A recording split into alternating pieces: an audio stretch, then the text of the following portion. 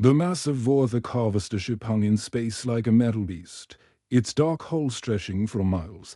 Inside its cold corridors, hundreds of human prisoners sat chained in rows, their faces blank with despair. The air smelled of metal and fear. Mina pressed her back against the wall, her wrists raw from the energy shackles that bound her to the ship's frame.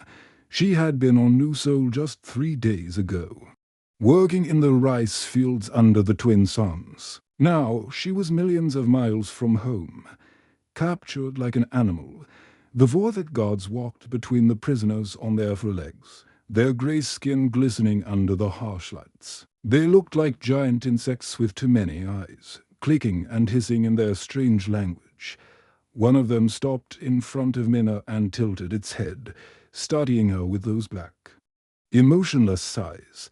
"This one still has fire," the guard said in broken human speech.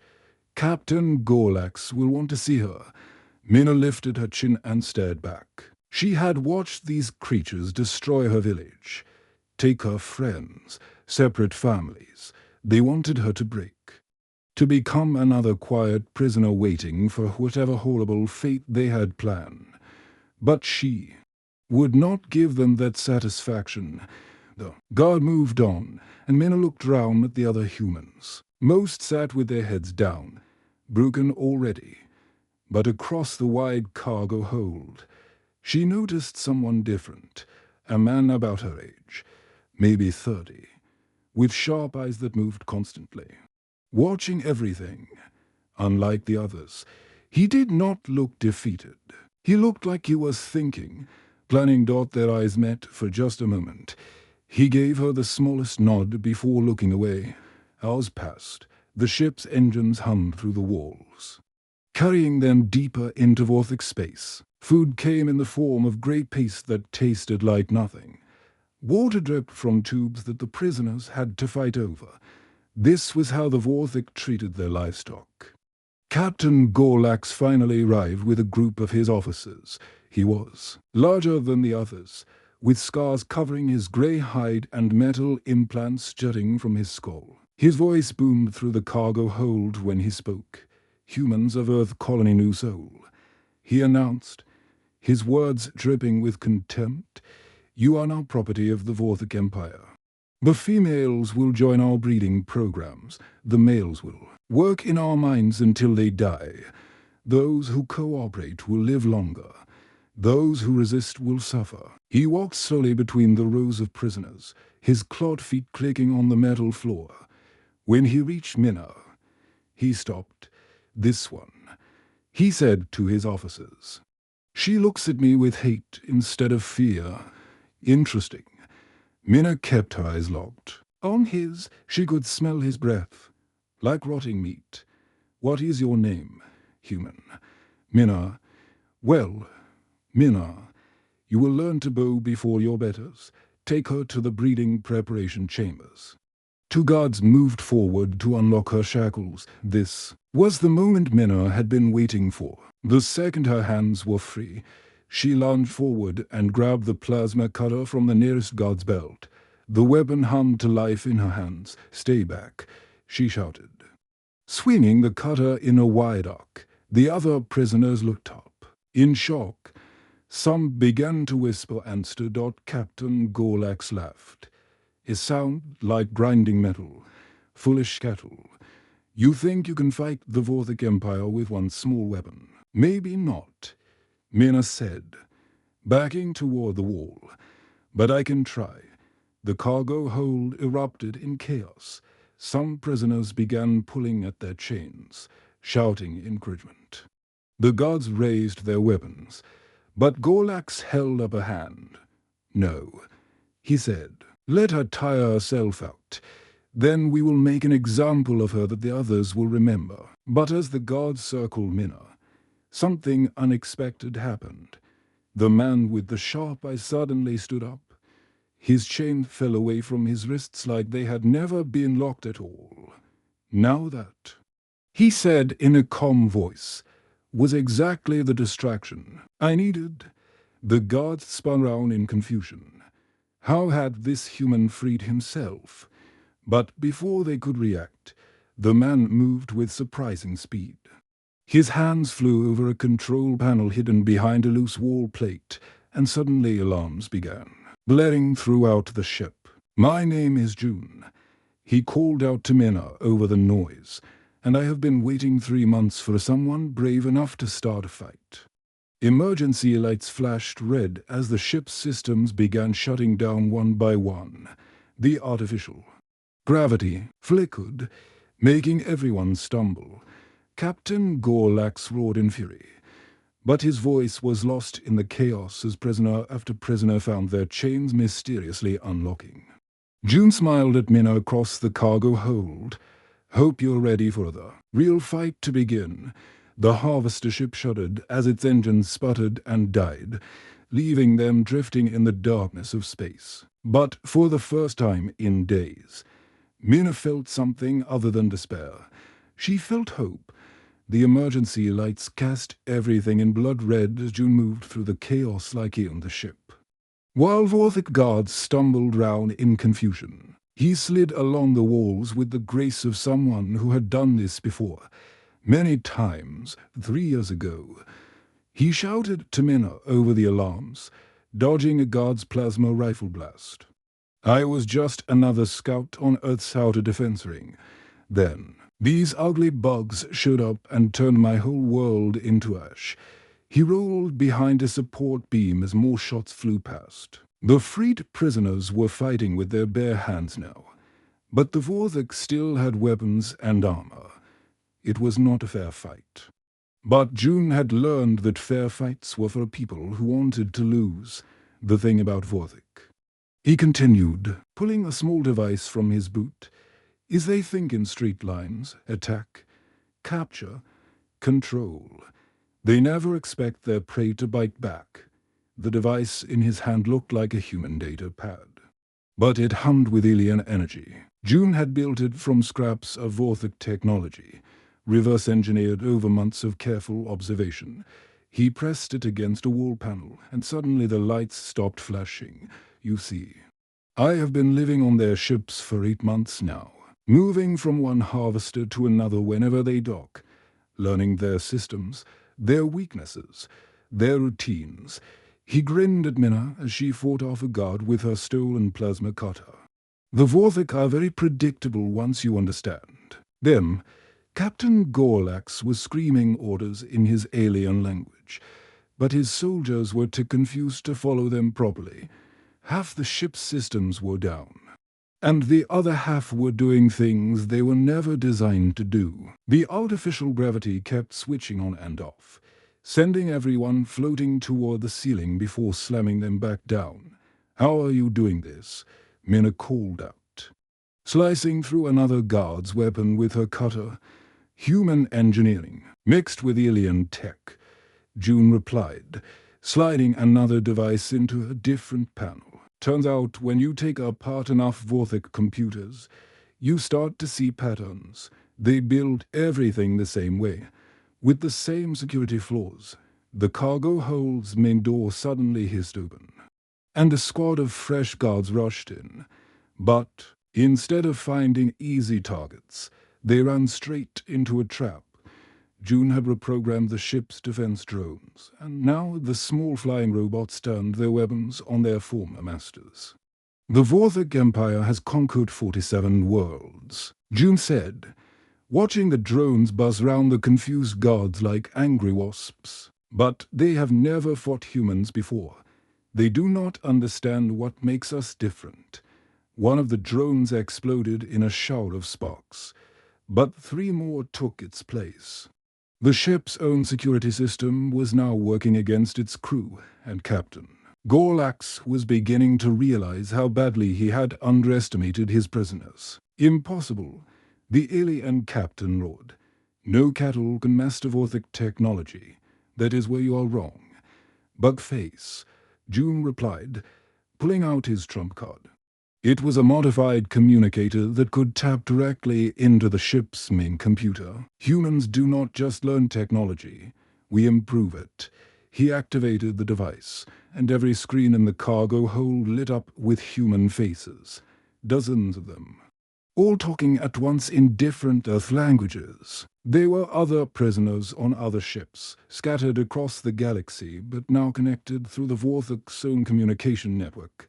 Meet the Underground Railroad, Space Edition. June announced proudly, "Every human I have freed in the past. 8 months has been spreading the word, building the network. We know where every harvester ship is, every prison colony, every breeding facility." The faces on the screens were sharing information, coordinating attacks, and most importantly, giving each other hope. The Vorthok had tried to scatter humanity across the stars to break their spirit instead. They had accidentally created the largest resistance network in galactic history. Captain Gorlax back toward the exit, his confidence cracking like old paint. "This changes nothing. You are still trapped on my ship, surrounded by my fleet." "About that," June said with a smile that would have made a shark nervous. He touched one final control on his device. "I should mention that I did not just disable your ship's systems. I also sent a little message to your fleet commanders." Every Vorthok guard in the room suddenly grabbed their heads in pain as their communication implants started screaming with false orders. June had hacked their command network and was flooding it with contradictory instructions. Some ships were told to attack others, some were ordered to retreat, and some received evacuation commands through the cargo hold's small windows. They could see the Vorthok fleet beginning to scatter in confusion. Ships fired on each other, thinking they were under attack from a human battle group that did not exist. The beautiful thing about a military mind, June explained to the amazed prisoners, is that it always believes in chain of command. Confuse the chain, and the whole system falls apart. Mina stared at him with new respect. "You planned all of this?" "Not all of it," June admitted. "I was hoping for someone exactly like you to provide the distraction I needed. Someone too stubborn to give up, too brave to stay quiet." The ship shuddered as its engines came back online. But now they were under human control. Captain Gorlax's rage filled the cargo hold like poison gas. His forearms trembled as he watched his carefully ordered ship descend into chaos. The other Vorthok guards looked to him for leadership. But for the first time in his long military career, he had no answers. "Enough!" he roared, his voice cutting through the noise of alarms and fighting. "You want to see what happens to rebels? Watch closely." He pulled out his personal execution blade, a curved weapon that glowed with deadly energy. The other prisoners stopped fighting as he grabbed Mina by the arm and pressed the blade to her throat. "One move from any human, and she dies." Gorlax snarled. "Then I kill another and another, until you remember your place as cattle." The cargo hold went silent, except for the humming of ship systems. Mina felt the cold metal against her skin, but kept her eyes steady. She had expected this moment. Bullies always targeted the person who fought back first. "You think killing me will stop this?" she asked quietly. "You think it will make the others afraid?" "It will make them obedient," Gorlax replied. "No," said a calm voice from across the room. "It will make them angry." June stepped forward, his hands empty but his posture relaxed. He looked like a man taking a casual walk instead of someone facing down an alien war captain. "I learned something during the invasion of Earth," June continued, moving slowly between the other prisoners. "Humans have this weird habit. The more you try to break us, the stronger we get. Kill one of us, and you just give the rest a reason to fight harder." Pretty words from a dead man. Gorlax sneered, pressing the blade closer to Mina's throat. That was when June smiled. Not a friendly smile, but the kind of expression a wolf makes when it finds something tasty. "See, that is where you made your mistake, Captain. You assumed I was just standing here talking." Suddenly the lights went out. Complete darkness filled the cargo hold, and in that darkness, June moved like a ghost. He had been using their conversation to position the other prisoners, giving them silent hand signals that the Vorthik could not see in the dim light. The first explosion came from the ship's weapon storage. June had been carrying more than just communication devices. Small charges he had planted during his months aboard Vorthik ships now went off in perfect sequence, cutting power to critical systems. In the confusion, Minna twisted away from Gorlax's grip. The captain's blade sliced through empty air as she rolled behind a support beam. But before he could pursue her, something heavy hit him from behind. It was Day, an older prisoner from New Seoul who had been pretending to be too weak to fight. He swung a piece of broken pipe like a baseball bat, catching the alien captain across his armored back. "That is for my daughter," Day growled. Emergency lighting flickered on, revealing chaos. The human prisoners were no longer acting like helpless victims. They moved in coordinated groups, using improvised weapons and covering each other's attacks. This was not random violence. This was organized warfare. Formation Beta. June called out, and the humans immediately shifted positions. The Vorthik guards fired their weapons wildly, but the prisoners were using tactics they had never seen before. Some humans created diversions while others flanked the guards. They shared weapons, covered wounded comrades, and communicated with quick hand signals. "Impossible," Gorlax gasped, struggling to his feet. "Cattle cannot coordinate like this." "We are not cattle," said Hannah, a young engineer who had figured out how to overload the guards' energy shields. "We're humans. And humans fight as a pack." June appeared beside Captain Gorlax like a shadow. In his hands was a weapon cobbled together from ship parts and alien technology. It looked crude but deadly. "The thing about guerrilla warfare," June said conversationally, "is that it works best when your enemy thinks they are superior. You Vorthik have been conquering weak planets for so long. You forgot what real resistance looks like." He fired the improvised weapon, and Gorlax's personal shield shattered like glass. The alien captain stumbled backward, his confidence finally breaking. "You want to know our secret?" June continued, advancing on the retreating captain. "Every human learns to fight from the moment they can walk. We play war games as children. We study military history for fun. Fighting is not just what we do, it is who we are." Round them, the battle was turning decisively in favor of the humans. The Vorthik gods were individually stronger and better armed, but they had never learned to fight as a team. They were used to overwhelming weaker opponents through superior firepower, not tactical thinking. "Your empire conquered 47 worlds," Minna said, picking up a fallen guard's weapon. "But those worlds gave up without a real fight. Earth did not teach us to surrender. Earth taught us to win." The ship's main computer system sparked and died as Sue, a teenage hacker, completed her takeover of the navigation controls. Now they were not just fighting for their lives. They were fighting for control of the entire vessel. "The harvest ship is ours," she announced proudly.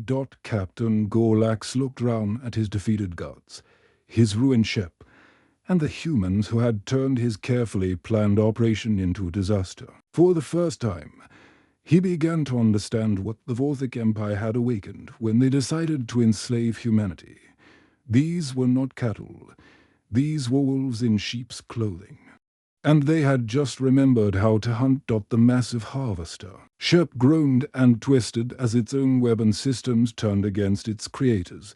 June stood at the main control panel, his fingers dancing across alien interfaces like he had been born to pilot Vorthik technology. "Sue, how many escape pods can we get operational?" He called out to the teenage hacker who was buried wrist-deep in the ship's computer core. 12 pods. Maybe 15 if I can bypass the safety locks," she replied, sparks flying round her hands as she rewired the systems. "But the shuttles are better. They have faster engines and better shields. Mina helped coordinate the other prisoners into groups, making sure families stayed together and wounded were cared for. The humans moved with purpose now. No longer the broken captives they had been hours before. "The shuttle bay is 3 levels down," announced Kyung, an older man who had memorized the ship's layout during their captivity. "But it is heavily guarded." "Not for long," June said with a grin that promised trouble. He activated the ship's internal defense turrets and began reprogramming their targeting systems within seconds. The automated guns that were meant to protect the crew members started firing on anyone with the wrong genetic signature. The aliens had built their security around the assumption that only they would ever control their technology. "The beauty of Vorthic engineering," June explained as they watched guards scatter on the security monitors, "is that they make everything foolproof. Unfortunately for them, humans are not fools." The first group of liberated prisoners reached the shuttle bay just as Captain Gorlax arrived with his remaining loyal guards. The alien captain had rallied his forces for one final stand, determined to prevent the humans from escaping. "You will not leave this ship alive," Gorlax roared, his forearms wielding different weapons. "Watch us," Mina replied calmly. What happened next would become legend among human resistance fighters across the galaxy. Instead of charging into battle, the prisoners did something completely unexpected. They scattered in every direction, moving in patterns that made no tactical sense to Vorthic military thinking. Some humans ran toward the guards instead of away from them. Others hid behind cover that offered no real protection. A few even seemed to run in circles. To Captain Gorlax, it looked like pure panic. But it was not panic. It was chaos theory in action. "Human warfare lesson number 1. June announced over the ship's communication system as he joined the apparent madness. "If you cannot predict what we are going to do, then neither can your enemy." The Vorthic guards tried to target the running humans, but their shots kept missing. Every time they aimed at one prisoner, to others would appear from unexpected angles. The humans were not just running randomly. They were creating a constantly shifting maze of confusion. "Impossible," Captain Gorlax screamed as his disciplined guards stumbled over each other, unable to coordinate their attacks against targets that refused to follow logical movement patterns. That was when the humans sprang their real trap. While the guards were distracted by the chaos, Day and his team had been quietly cutting through the shuttle bay's blast doors with stolen plasma cutters. The first escape shuttle roared to life just as the Vorthic realized they had been outmaneuvered. Again. "Go, go, go," Mina shouted, herding prisoners toward the open shuttles. But June had one more surprise in store. As the humans loaded into their escape craft, he activated every single one of the harvester ship's mining lasers. These massive weapons were designed to strip entire asteroids of valuable minerals. Turned inward, they began systematically destroying the ship's own infrastructure. "What are you doing?" Hannah asked as she strapped herself into a shuttle pilot's seat. "Making sure they cannot follow us," June replied, his fingers still flying over the controls and sending a message to every Vorthic ship in the sector. The ship's main reactor began overloading as the mining lasers cut through power conduits and support structures. Emergency klaxons wailed throughout the vessel. And even Captain Gorlax realized that staying aboard meant certain death. As the human shuttles launched from the dying harvester, June activated his most important piece of equipment. The modified communicator he had built over months of careful work now broadcast on every frequency. Used by human resistance cells across the galaxy, "This is June of the Nuso Liberation." His voice carried across space to reach other hidden bases and secret camps. "Harvester designation BX7 has been neutralized. Repeat, the harvest ship is down. We are uploading complete tactical data on Vorthok weaknesses to all resistance networks. The response was immediate. Dozens of human voices answered from across the star systems, reporting their own successful raids and coordinated attacks. The signal June had been waiting months to send was finally going out.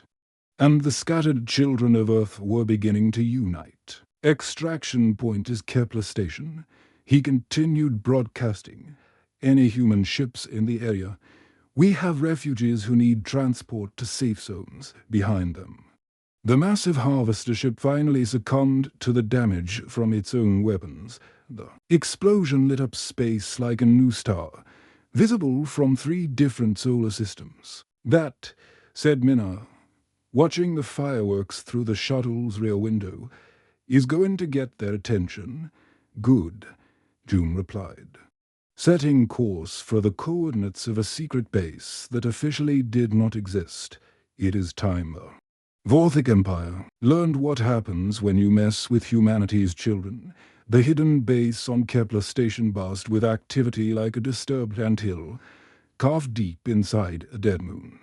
The facility had grown from a small hideout into the nerve center of human resistance across 3 star systems. Minna walked through corridors that had been empty mining tunnels just months ago, now filled with the sounds of weapons being built, ships being repaired, and plans being made. Hard to believe this place was just a ghost rock when we started, she said to June as they entered the main command center. The room was a mixture of salvaged alien technology and human ingenuity. Holographic displays showed the positions of Vorthok fleets, while engineers worked on captured enemy equipment, reverse engineering it into weapons that could be used against its creators.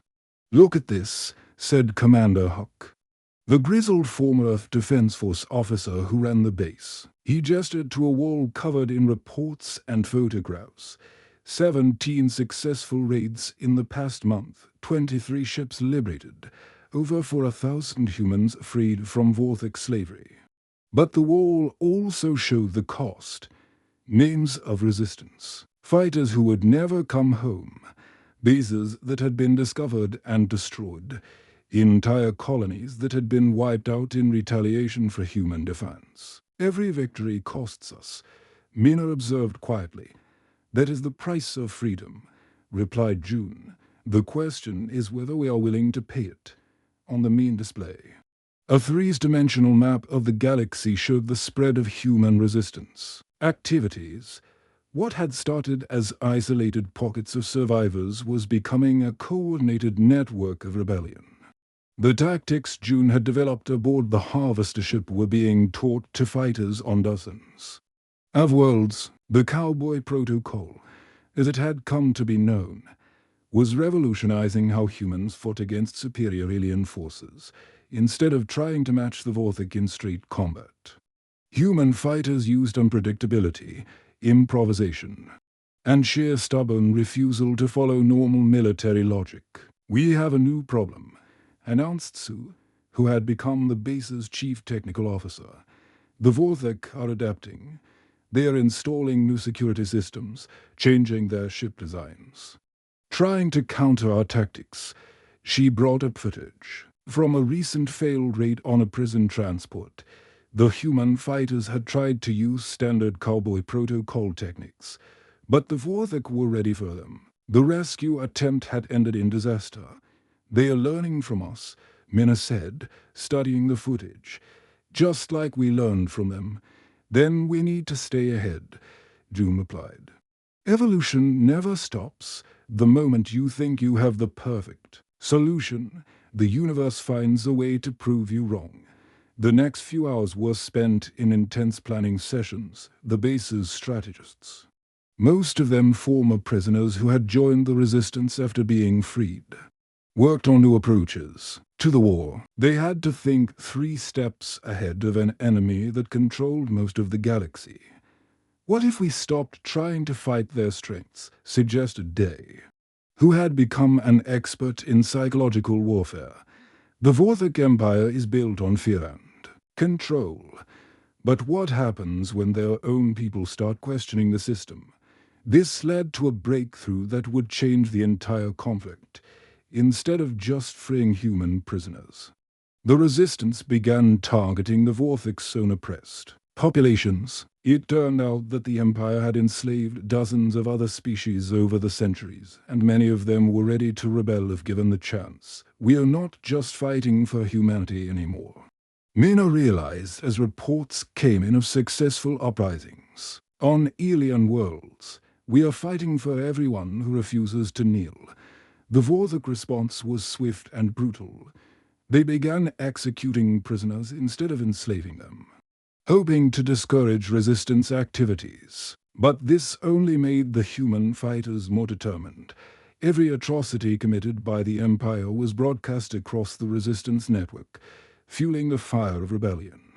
6 months after the escape from the harvester ship, June stood before a gathering of resistance leaders from across the galaxy. The meeting was held in secret, with representatives attending through encrypted holographic connections. Species that had never worked together were now united in their hatred of Vorthik oppression. The Empire made one critical mistake, June told the assembled rebels. They assumed that crushing our bodies would break our spirits. They never understood that humans get stronger when we are pushed to our limits. The room erupted. In agreement, from dozens of different species, each with their own reasons for hating the Vorthik. But this war is far from over, Mina added, her voice cutting through the celebration. We have won battles, not the war. The Empire still controls most of the galaxy. And they will not give up without a fight. As if to prove her point, alarms began sounding throughout the base. Vorthik ships had been detected approaching the Kepler system. More than had ever been assembled in one place before. Looks like we are about to find out just how much we have learned, June said, already moving toward the hangar where resistance fighters were preparing their ships for battle. The war for galactic freedom was about to enter its most dangerous phase, but as Mina watched human fighters working alongside alien allies, all of them united by their refusal to surrender, she knew they would face whatever came next together. The chains of slavery had been broken. Now came the real test of whether freedom could survive the storm that was coming, the end.